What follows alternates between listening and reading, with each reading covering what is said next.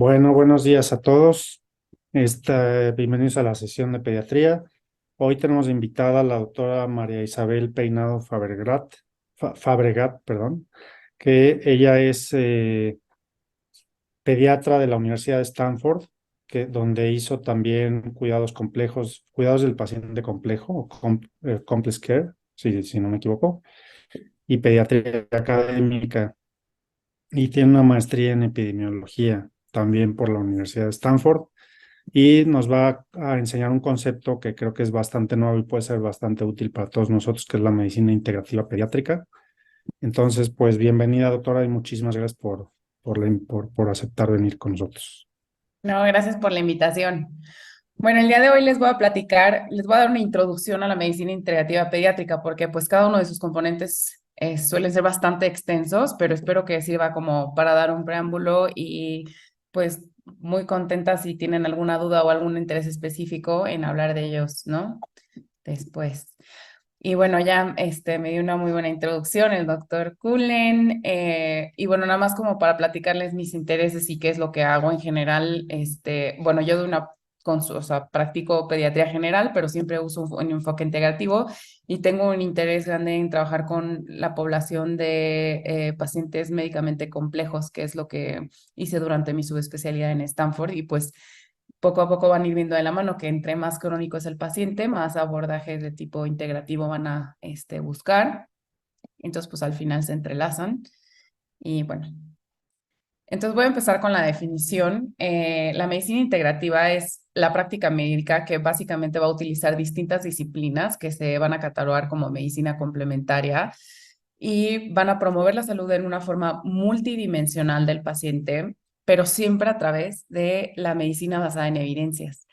Esto es lo que va a diferenciar de simplemente gente que va a decir yo hago medicina alternativa, yo hago medicina complementaria. Esto no es. Esto es básicamente usamos la medicina convencional, la medicina tradicional, usamos las técnicas complementarias y hacemos una fusión para tratar de dar el mejor cuidado posible al paciente. Los principios en los que se basa la medicina integrativa, bueno, son varios, pero a mí se me hace que estos siete son los más importantes. Uno es que tiene un gran énfasis en la medicina preventiva, entonces cuidas mucho los hábitos del estilo de vida y mucho sobre alimentación, ejercicio, sueño. Siempre se habla del apoyo a la respuesta innata de sanación. Hay mucha gente que usa el término, bueno, los términos como vamos a recobrar la salud en vez de usar más un enfoque vamos a curar, vamos a salir de la enfermedad, es más como vamos a retornar a la salud. Hay una gran alianza terapéutica con la familia y el paciente. Es multidimensional, entonces no solamente vamos a cuidar el aspecto biológico, sino también el aspecto psicológico, emocional y las relaciones sociales del paciente. Está centrada en el bienestar de la familia. Es culturalmente sensible, que quiere decir que dependiendo de dónde venga el paciente, cuáles son sus valores, vamos a tomar ciertos aspectos o no en consideración y vamos a tratar de tener una mentalidad un poco más abierta a sus creencias y siempre, siempre basado en evidencia científica.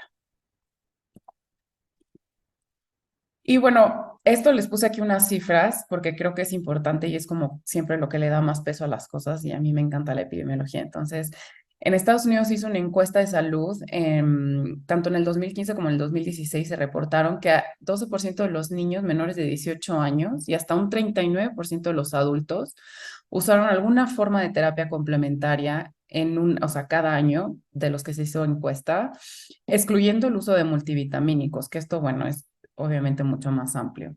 Y este porcentaje se acerca al 50% en niños que padecen alguna condición crónica o incurable. Entonces, y es algo que va en aumento cada día más y que van a ustedes a afrontar en la consulta probablemente los pacientes preguntando acerca de estos abordajes. Y es muy relevante, pues porque les digo, las familias los buscan y seguramente a todos ustedes alguien les ha llegado a preguntar, ay doctor, ¿y si me tomo esta hierba o si me tomo esto o si salió esta medicina que traen de Rusia que ahorita está de moda, ¿no? O sea, ¿qué es esto, no? ¿Sirve, no sirve? ¿Cuál es el principio? Y demás. Y al final, el chiste es que el pediatra ayuda a la familia a que esté en sincronía, ¿no? Para que puedan ayudar a que el niño esté lo más sano posible. Y entonces lo que nosotros tenemos que hacer no es decir esto no sirve, esto no es cierto, no sé, quién sabe, ¿no? O sea, más bien aceptarlo y tratar de crear esta alianza terapéutica por el bienestar del niño. Y bueno, inclusive la American Academy of Pediatrics tiene ya recomendaciones para cuando la gente busca estas prácticas, ¿no? Entonces, estas son algunas de ellas. Recomienda a todos los pediatras que se mantengan informados y que se preparen para compartir esta información. Trata de pedir a los médicos, ¿no? Que sepan cómo valorar la calidad científica acerca de abordajes terapéuticos y esto pues se va a basar mucho en que aprender a leer un artículo, aprender a valorar la calidad metodológica, ¿no? De la evidencia que hay. Siempre hay que saber identificar qué riesgos y potenciales daños hay. Vamos a otorgar la información de la variedad de tratamientos disponibles y gran parte de la consulta es muchas veces educar a las familias cómo valorar la información y enseñarles dónde hay que buscar, dónde no, qué es demás. O sea, hoy en día no es decirle al paciente, ay, no lo googles, ¿no? O sea, todo mundo va a hacer eso. Es más, fíjate qué fuentes son las adecuadas, hay que aprender a ver cómo. Entonces, gran parte de nuestro papel es también enseñar a las familias. Y algo bien importante es evitar criticar o despreciar o ver un poco para abajo cuando nos preguntan acerca de estas, de ciertas terapias complementarias. Hay muchas veces que uno inclusive está hablando y cuando se trata sobre todo de niños que tienen, que son médicamente complejos y tienen tantos problemas y están buscando una salida distinta a las familias y el médico empieza a decir, no, no, eso no sirve, y no sé, o sea, lo único que ves es como, pum, inmediatamente la familia se va a apagar, ¿no? O sea, se va la cara completamente blunt, no va a seguir escuchando nada, ¿por qué? Porque no están sintiendo que hay o sea, la comunicación no está fluyendo en los dos lados y no se están sintiendo escuchados. Y bueno, si se va a optar por algún manejo integrativo, nosotros podemos ofrecer nuestra asistencia tanto para monitorizar y valorar la respuesta, o sea, la efectividad, pero también los efectos adversos. Y como les digo, bueno, siempre escuchar bien a los papás, no hay que quitarle el valor a lo que tienen que decir. Ellos conocen muy bien a sus hijos, así que y aquí en esta diapositiva les pongo, esto es un poco bici esta diapositiva, pero me gusta mucho porque puedes ver toda la integración, ¿no? De cómo vemos no solo la medicina convencional, pueden ver ahí, por ejemplo, el uso de drogas, cirugías, aparatos médicos, ¿no? Sino que vemos ahí todo el aspecto que son, de las tres principales, que es nutricional, psicológico y físico y cómo está no solo la dieta, ¿no? Está en el uso de probióticos, prebióticos, ciertas hierbas, y luego cómo a la vez puede haber un abordaje que es tanto nutricional como psicológico, que es el mindful eating, o bien una práctica psicológica y física como, ¿no? El yoga, las técnicas de respiración, la terapia musical. Aquí está la acupuntura, que en realidad es un aspecto psicológico y físico, pero se apoya este, de devices, por así decirlo, o sea, simplemente sí, pues, tecnológico, ¿no? O sea, bueno, en este caso las agujas. Y entonces el chiste es que podamos verlo todo completo, ¿no? O sea, que no es que estamos excluyendo, por ejemplo, el manejo farmacológico, no es que estamos excluyendo si se necesita algún abordaje quirúrgico, además, es simplemente verlo como un compendio, o sea, es en realidad multidimensional. Y ahí hice este cuadrito porque se me hace que es muy simple para cuando los pacientes traen alguna idea o preguntan acerca de una terapia. Entonces, en este cuadrito, que déjenme ver, es pues muy fácil, ¿no? Cuando hay eficacia y seguridad, o sea, hay evidencia de ambas, pues se puede recomendar la terapia. Un ejemplo, por ejemplo, es el uso de probióticos para la prevención de la diarrea asociada al uso de antibióticos, ¿no? Hay 7 metaanálisis acerca de su uso, está recomendando tanto por guías americanas como europeas y se dice que funciona. Bueno, entonces lo podemos dar y es fácil.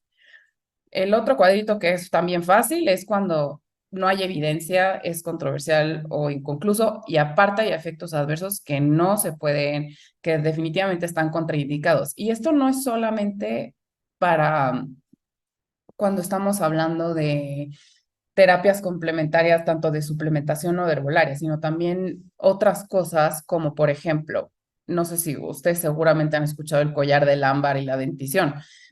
Eso, pues, no sirve de nada y no es seguro, los niños se ahogan. Entonces, ahí es donde tenemos que ser muy claros y decir, esto está totalmente contraindicado, esto sí de plano no sirve, esta es la información que te doy y esta es la evidencia que hay detrás. Entonces, estos dos son muy fáciles.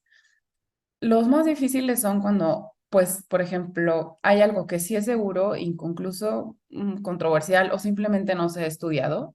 Algo, por ejemplo, que, no sé, te llegan, y doctor, es que a mi hijo el caldo de pollo siempre es lo que le hace sentir mejor cuando le da gripa.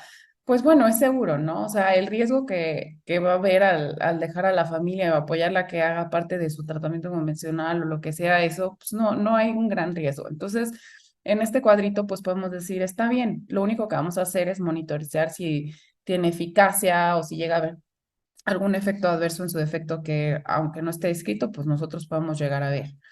Entonces, otra terapia aquí, por ejemplo, es la terapia cráneo-sacral, que seguro también han escuchado que se ha puesto mucho de moda en los bebés. Bueno, en realidad es bastante segura, o sea, no hay una manipulación del cuello ni de los huesos como tal, solamente ponen las manos muy delicadamente sobre los bebés, y hasta el día de hoy, al menos yo no he leído algún efecto adverso, siempre y cuando no tenga factores de riesgo, ¿no? El niño. Pero bueno, pues lo podemos tolerar, ¿no? O sea, podemos escuchar, podemos decir, ok, vamos a ver cómo van las cosas. Y luego está este cuadro de aquí abajo, que a veces hay cosas que son eficaces y que a una de dos, los efectos pueden ser tolerables o no. Entonces, si no son tolerables, pues pasan este cuadrito básicamente.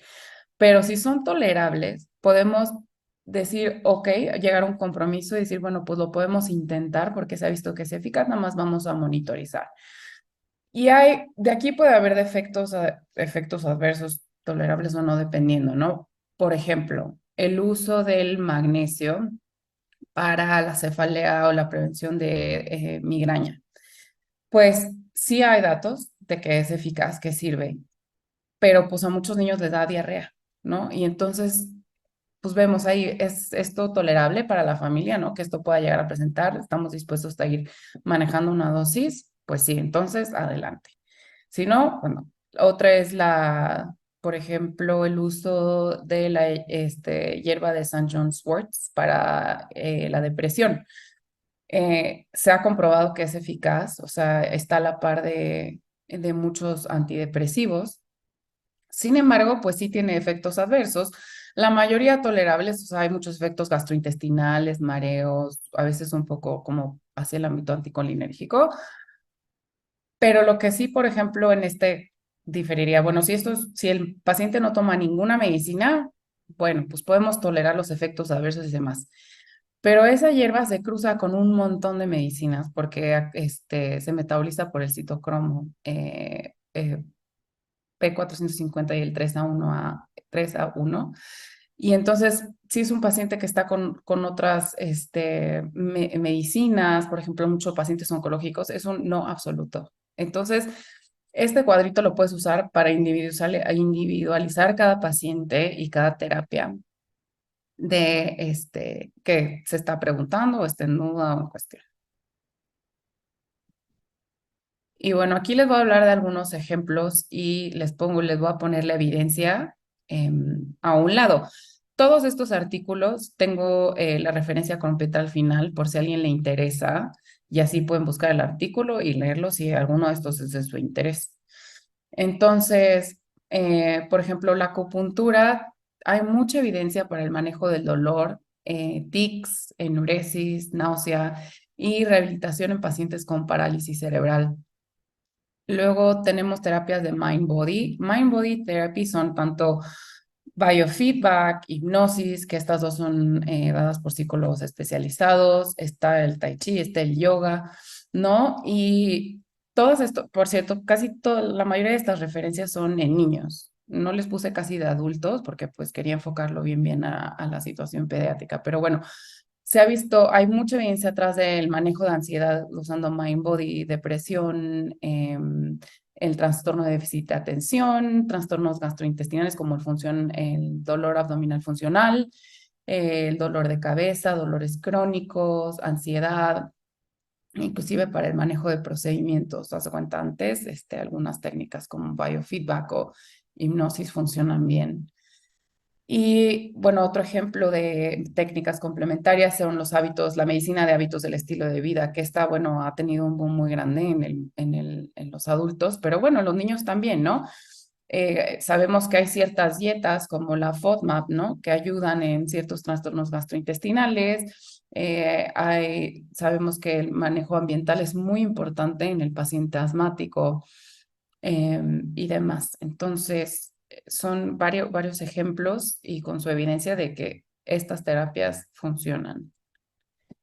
Y bueno, una muy grande que pues, no voy a poder hablar de todos los suplementos y hierbas que existen, pero puse aquí unos ejemplos de cosas que sí están muy bien documentadas. Por ejemplo, el uso de la aloe vera y la sábila. Creo que me parece que son 4 metaanálisis que han visto cómo funciona para sanar la piel después de una quemadura superficial o de profundidad parcial, inclusive comparado con la sulfada de hialuronisina de plata. Luego están el uso de probióticos. Los probióticos ahorita tienen un gran boom por todo la microbiota, el eje neurológico microbiota, y es un tema muy, muy interesante. Y para lo que tienen mucha evidencia atrás es para el uso de este síndrome de intestino irritable, para la diarrea por el uso de antibióticos como coadyuvante en el tratamiento del Helicobacter pylori y en el cólico infantil. El del cólico infantil ha sido más que nada estudiado en pacientes alimentados de forma exclusiva al seno materno y no disminuyen los episodios de cólico, pero sí disminuyen el tiempo de llanto. Ahora, algo de los probióticos bien importante es que hay una cepa específica para cada condición que ha sido estudiada y en ciertas cantidades. Entonces, no es que los pacientes lo dicen, ay, voy a usar probióticos y van y compran cualquiera y se lo están tomando y pues no sirve. Pues no, es que así no funciona, ¿no? Hay que realmente ver qué dice la literatura, qué probiótico es el que está indicado para qué, cómo y cuándo, ¿no? Luego, por ejemplo, la suplementación con magnesio, hay evidencia acerca del manejo de la cefalea, la migraña, y pues se lleva años usándose para el estreñimiento en ciertas formas, ¿no? O sea, la leche de magnesia, por ejemplo. Entonces, pues hay gente que no sé si sepan, pero también están empezando a usar suplementación del magnesio para el manejo del insomnio o ayudar a los niños a dormir. En los niños no hay evidencia acerca de la suplementación de magnesio para el sueño. Hay un estudio que fue con efectos positivos, pero fue hecho en adultos mayores. Entonces, de ahí se basa que, bueno, pues chance puedes dar una suplementación pequeña, el riesgo de dar en dosis bajas magnesio no es grande. Se usan dosis mucho más grandes para, por ejemplo, el manejo de la cefalea y pues el principal es la diarrea, ¿no? Es raro que haya hipermagnesemia, sí puede existir, pero bueno.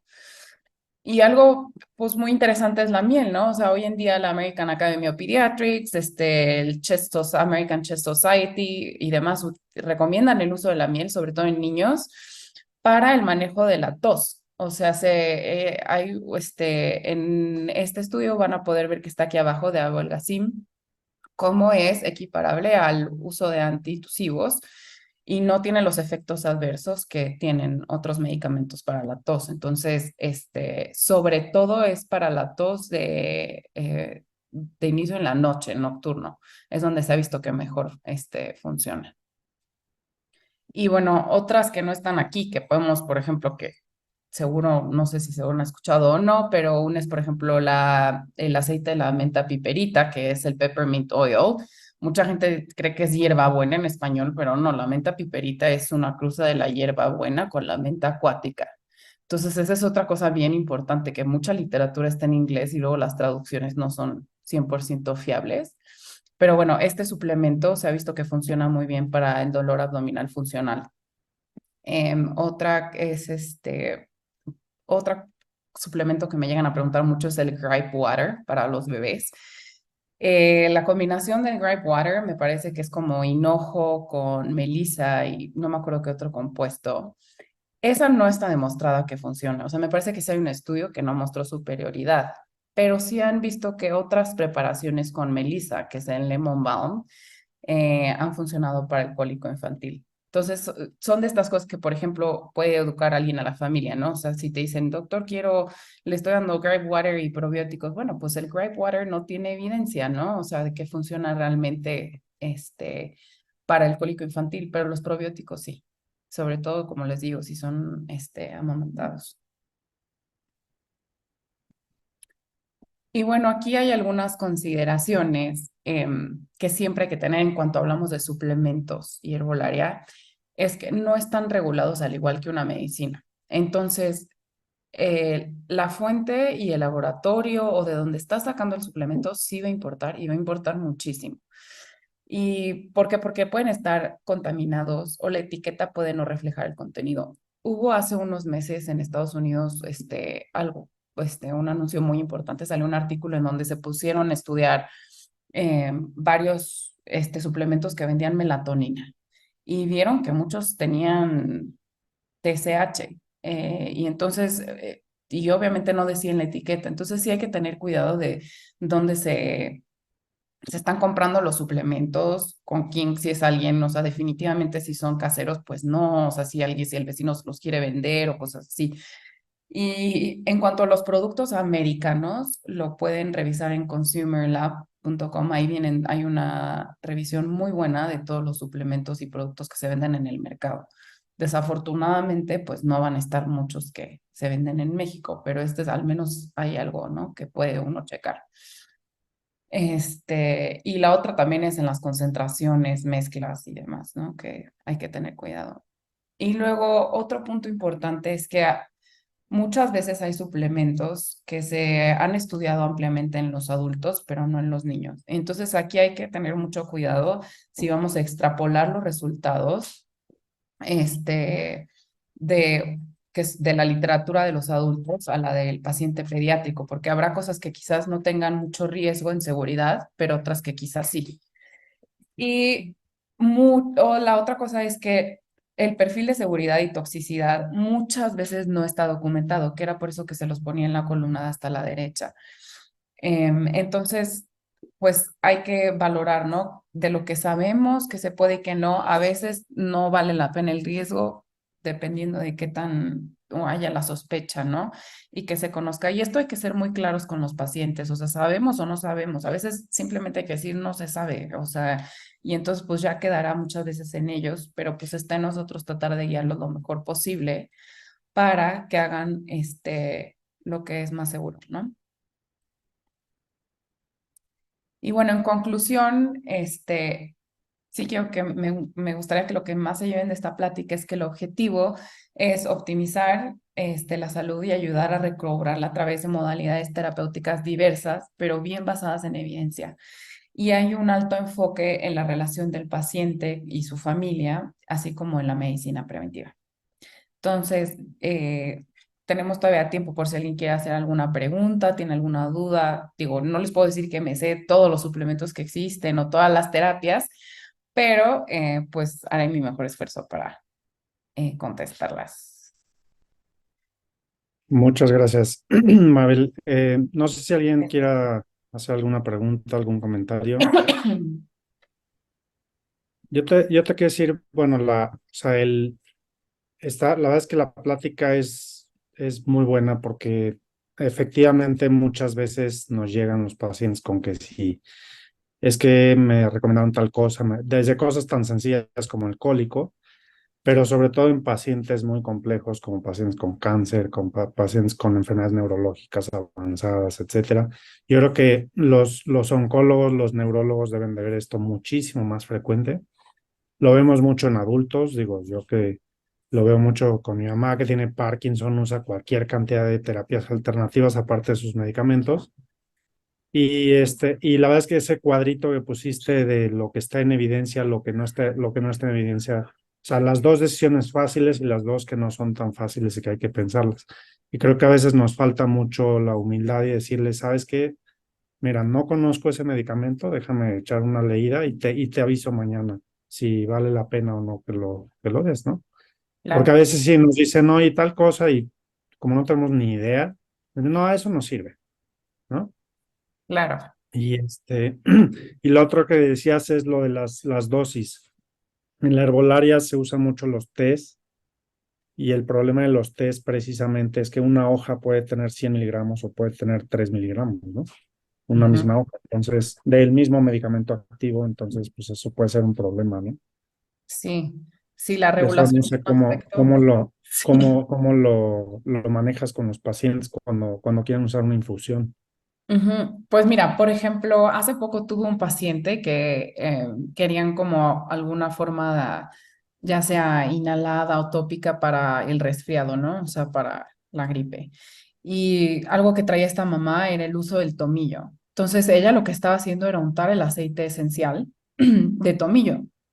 La verdad es que se desconoce qué tanta sea la absorción del tomillo en aceite a nivel corporal. Muy probablemente no vaya a ser a muy alto, pero una alternativa que yo le di que se conoce bien más o menos y que puedes llegar a ser segura era que puede usar una cucharadita de hoja seca del tomillo, que esa es una cantidad mínima para hacer un té, y más bien agregarle la miel. Si me entiendes, que ahí entonces hay evidencia.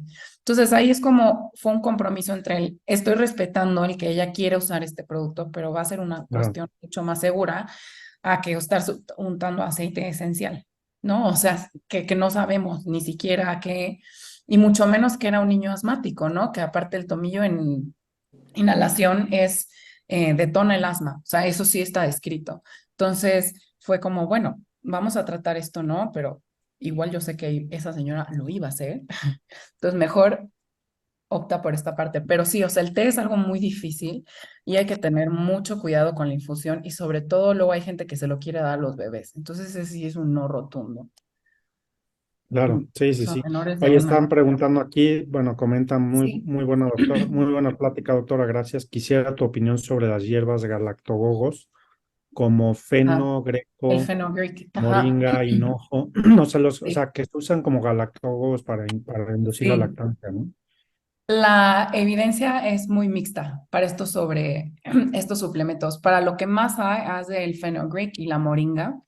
Del hinojo, la verdad, no lo he buscado mucho, pero esos dos sí, porque sí han sido muy frecuentes tanto en México como en Estados Unidos. No hay mucha evidencia como digo, al respecto de que realmente funcionen como galactogogos. Y me parece que, si no me equivoco, el fenugreek puede tener ciertos, no me acuerdo si sobre el reflejo de eyección de la leche o no, pero no de una forma positiva. Entonces, yo la verdad no recomiendo a las mamás el suplemento. La moringa parece ser que es un poco más segura en cuanto a la suplementación en la lactancia. Entonces, yo de esos, la verdad, recomendaría si acaso un poco más la moringa, pero siempre diciendo que la evidencia no es muy fuerte. O sea, no hay estudios de buena calidad que digan que la moringa aumenta la producción de leche. La verdad, lo único que aumenta realmente la producción de leche va a ser el estímulo, que entre más alimenten, más va a producir.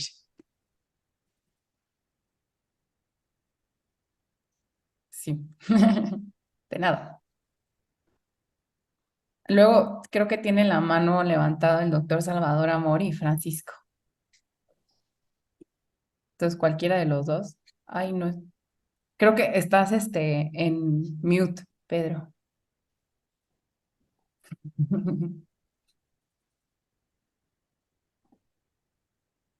Creo que no me. No, no, Mabel, Salvador, hay una en el este, chat. Ah, ok. Sí, es que como tenía Salva- levantada la ya, mano dos perdón, personas, no sé si quieren sí, hablar. y yo estaba en mute, exactamente. Salvador, adelante, por favor. Buenos días, Mabel. Mil felicidades por tu plática. Es algo muy interesante y es realmente algo con lo que todos los días tenemos que trabajar y Sí, trabajar más que en estudiarlo nosotros para poder orientar a los pacientes. En nuestro medio definitivamente es otro capítulo diferente que los Estados Unidos. En mi experiencia en 16 años en el Federico Gómez, en el servicio de toxicología, lamentablemente tuvimos experiencia con muy pocas cantidades de infusiones de té que eran oh, wow. altamente hepatotóxicos. tan hepatotóxicos que causaron la muerte de varios niños.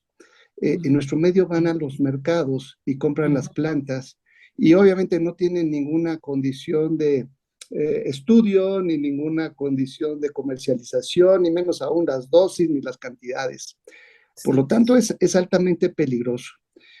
Hay que ser muy conscientes y aquí sí quería aclarar, sí hay que, más que nada, darles por su lado a los pacientes, hay que educarlos, hay que orientarlos y si evidentemente existe algún estudio que pueda avalar el uso de estos productos, pues quizás sí los podríamos recomendar. De otra manera, sí es riesgoso porque no tenemos evidencia científica. Si los medicamentos que se utilizan normalmente, simplemente con cambiar la dosis, pueden ser tóxicos, pues evidentemente una sustancia no estudiada puede ser altamente peligrosa. Un ejemplo, por ejemplo, puede ser el alcanfor, ¿no? El alcanfor que viene en el Big Vaporub, que Ah, todos sí, es tenemos, muy tóxico. que Sí. tenemos todos a la mano y lo usamos, ¿eh? Sí, no. Bueno, yo he tenido pacientes con crisis convulsivas con alcanfor. Sí, no. Entonces, sí hay Sí, que es ser muy neurotóxico. prudentes en este tipo de productos, en su uso diario o su recomendación, ya que a fin de cuentas nosotros seremos los responsables y definitivamente, punto de vista alópata, no podríamos recomendar ampliamente, pues si usted quiere, si le parece, pues ahí lo dejo a usted a sus decisiones. Es complicada la decisión, pero si compromete el riesgo, la vida, o simplemente no sabemos realmente el efecto, yo creo que sí tenemos que ser muy prudentes en su recomendación. Felicidades. Sí, de acuerdo. Sí, por eso yo creo que, por eso o sea, traté de hacerlo como con el cuadrito, porque pues de plano, o sea, si no se sabe y no se sabe si es seguro, pues no. Lo primero va a ser la seguridad, o saber que haya descrito o no. Muchas cosas hay de que, por ejemplo, sobre todo en suplementación y herbolaria, que dicen, bueno, en dosis de alimentación, en dosis en la que se usan en los alimentos son seguras, ¿no? Entonces, pues sí hay que tener una valoración y sí, de acuerdo, el camphor puede ser muy peligroso, neurotóxico. Entonces, la pomada del tigre, por ejemplo, también tiene camphor, entonces hay que tener cuidado. Sí, perfecto. Pues muchas gracias. Francisco Espinosa le había levantado la mano. No sé si todavía quiere Sí, hacer la sí. pregunta o el comentario. Nada más un poco igual, felicitar a Mabel, que está, por Ujú. cierto, aquí en el consultorio con Sí. nosotros, y preguntar, la verdad es que yo también creo que esa parte de empatía con las familias cuando tienen cosas complejas, por ejemplo, a mí me toca ver pacientes con lupus, a Ujú. veces con lupus bien agresivos y que ya de por sí tú los polimedicas y luego llegan y te dicen, oigan, es que me recomendaron tal o cual cosa. Siempre es complicado decir porque muchas cosas no encuentro información. Sí. Ay, se cortó. Y la pregunta es si hay algún sitio de eventos, ¿no? A mí me queda muy claro, por ejemplo, que algunos, por ejemplo, la vitamina D, ¿no? La Ujú. vitamina D que ahora en la pandemia se puso de moda. Pues Ujú. últimamente estamos viendo pacientes con concentraciones peligrosamente elevadas, ¿no? De tanta vitamina D que toman, arriba de 100 los niveles de vitamina D. Entonces, oigan, tan malo es que te falte como que te sobre, porque al final de cuentas es una vitamina liposoluble, pero cuesta trabajo porque hay una enorme variedad de suplementos que han proliferado, por supuesto algunos que sabes que no tienen, claramente no tienen ningún efecto nocivo y que entonces les dices, pues tómalo, pero con toda empatía para que no dejen de tomar su otra parte de su tratamiento, ¿no? Sí, Pero hay otros claro. donde y cuesta trabajo ponerse en Sí. Sí, la verdad es que es en complicado un llegar. balance. Sí, sí es complicado llegar a un balance a veces, como mencionas muy bien, sobre todo en estos pacientes con enfermedades crónicas, que la verdad es que luego empiezan a hacer cosas ellos por ellos mismos. Entonces, lo primero que yo hago es siempre agradecer que me compartan todo lo que toman y que sí me digan, porque yo creo que ese es el paso número uno para la seguridad, ¿no? En cuanto a como bien menciona, la vitamina D ha tenido un boom enorme en los últimos 10 años más o menos. Como bien mencionas, al ser una vitamina liposoluble, pues puede llegar a ser hepatotóxica. Entonces sí hay que tener cuidado con estos niveles y siempre que haya un paciente en suplementación hay que tener un seguimiento y hay que medir niveles de lo que se pueda hacer o no. Y otra cosa bien importante de los suplementos es que no existe ninguno que se esté indicado para dar indeterminadamente. O sea, siempre debe de haber muy claro cuándo inicia una terapia y cuándo termina o en qué casos usar. Y un lugar que a mí me gusta mucho donde hay monografías acerca de productos de herbolaria y de vitaminas es el Natural Medicine Pro, que es o sea, pues un database enorme de todo esto y que está bastante bien y te pone toda la evidencia. Pro, me parece que si lo buscas así en Google, como lo puse en el chat, te va a salir. Es un sitio que sí hay que pagar. Si le pones así, te va a salir, el sitio es Natural Medicines Therapeutic Research, una cosa así, y es de TRC Healthcare Brand. Es de las mejores que hay para toda la evidencia de esto. Y a mí me gusta porque es muy claro, o sea, hay un apartado en donde viene la dosis para cada cosa y en niños casi siempre dice, no hay una dosis estandarizada, por favor, diríjase al artículo en el cual se ha utilizado y se ha demostrado, ¿no? Para saber qué dosis se pueden usar y qué dosis no se pueden usar. Y vienen todas las medicinas con las que hay interacción, efectos adversos y lo que se ha visto, ¿no? Entonces, sí te puedes dar por lo menos una gran idea de si va a haber alguna interacción con otro medicamento Muchas y gracias. si hay efectos adversos realmente documentados importantes. Sí, pues sí. No, sí, que esta está buenísimo saber de esa página porque Sí, efectivamente nos llegan muchos. Tenemos dos preguntas en el chat. sí, Bueno, tres preguntas. La primera dice Gabriela Chacón, yo quiero preguntar también sobre la lavanda que la ajá. utilizan las mamás para calmar. Se puede acelerar el desarrollo puberal, pero ¿sabes en qué concentración? Sí, Sí. esta es una súper pregunta porque fíjate que esto salió en el 2017, fue el primero, me parece, reporte y fue por 3 casos en 3 adolescentes hombres, bueno, prepuberales, en que demostraron ginecomastia ante la exposición de lavanda. Después empezaron a salir otros reportes de casos y en el 2018 la Sociedad de Endocrinología sacó un anuncio como que hay que mejor evitar esto porque estamos viendo ¿no? Como datos de disrupción endocrinológica en la lavanda, el aceite de té de árbol también, y dicen que inclusive otros aceites esenciales.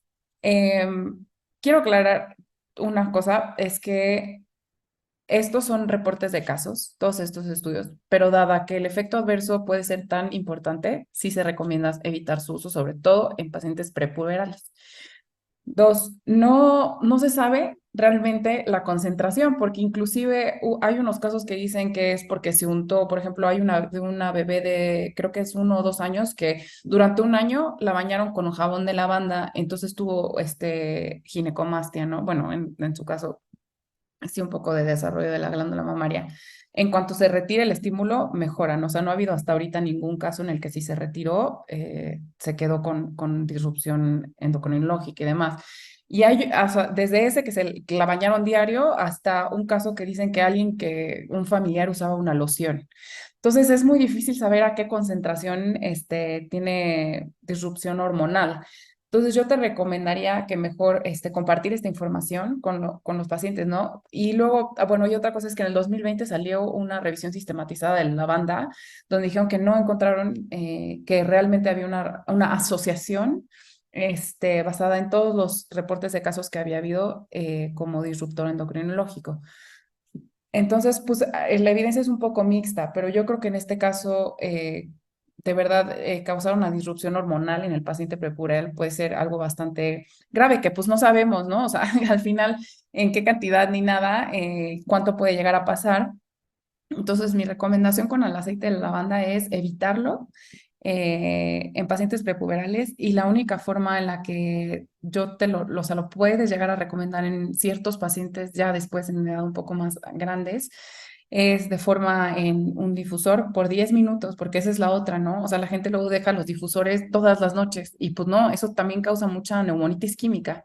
Entonces, hay que saber cómo se usan las cosas, tiempo limitado, siempre espacios ventilados, porque el efecto de la aromaterapia, por ejemplo, es simplemente en el momento por unos minutos en el que se llegó a inhalar. Después, nuestros receptores se acostumbran. Entonces ya la gente ni lo huele. Ajá. Entonces luego empiezan a echar más y más y más y pues no, ya eso también ya llegó un exceso. Entonces yo te recomendaría, como te digo, que mejor evitarlos porque la verdad no se sabe en qué concentración. Y, o sea, igual está basado, te digo, en reportes de caso y en estudio molecular que vieron que podía tener eh, como ciertas, tiene creo que efectos parecidos al estrógeno.